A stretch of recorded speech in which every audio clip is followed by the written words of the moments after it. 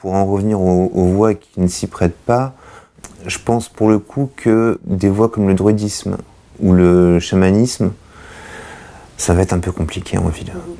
Mais là c'est pareil, encore une fois, faut espérer des gens qui soient un petit peu sérieux et qui comprennent un peu dans quoi ils s'embarquent.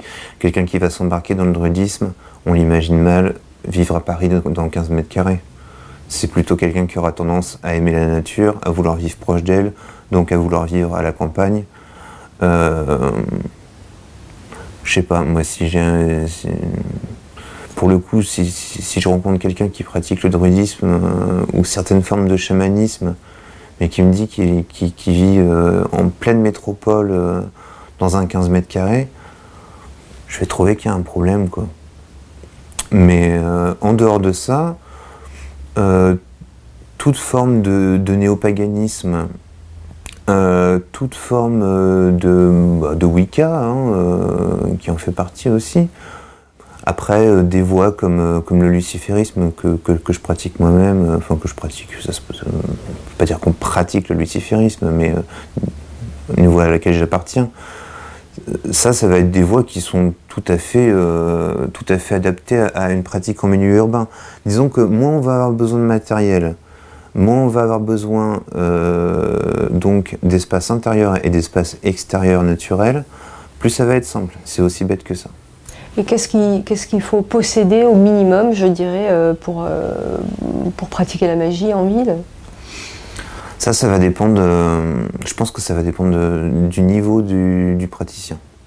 Ça va dépendre de sa capacité à se défaire ou pas du matériel.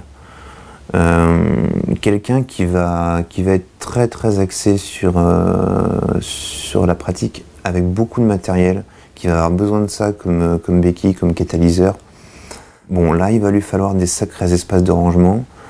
Mais c'est pas impossible. Moi je me souviens à Tours, quand j'étais plus jeune, je vivais dans des apparts qui faisaient dans les 20 mètres carrés.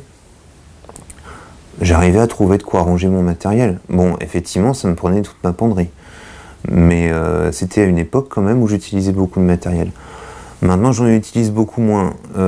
J'aurais tendance à dire, si vous devez choisir, essayez de voir de quel type d'objet vous pouvez vous passer en priorité. Pour moi, il y a notamment les plantes, par exemple, certaines huiles, de l'encens, des bougies. Ça va être des indispensables. Un atamé éventuellement, mais c'est parce qu'il prend le plus de place. Ça va être des indispensables, ça. Ou pas, mais en tout cas, c'est peut-être les choses qu'on va enlever en dernier. Par contre, est-ce qu'on a vraiment besoin d'1 kilo de sel ou de cristal de roche pour tracer un cercle ? Je suis pas sûr, je pense qu'on peut s'en passer. Moi, personnellement, je m'en passe très bien.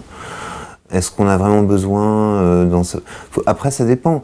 Est-ce qu'on pratique avec les pierres ? Parce que si c'est pas le cas, on n'a pas besoin de stocker des pierres de manière monstrueuse dans un petit espace. Encore une fois, ça va dépendre de la pratique de chacun et il faut optimiser. Ça va être la règle en fait, l'optimisation.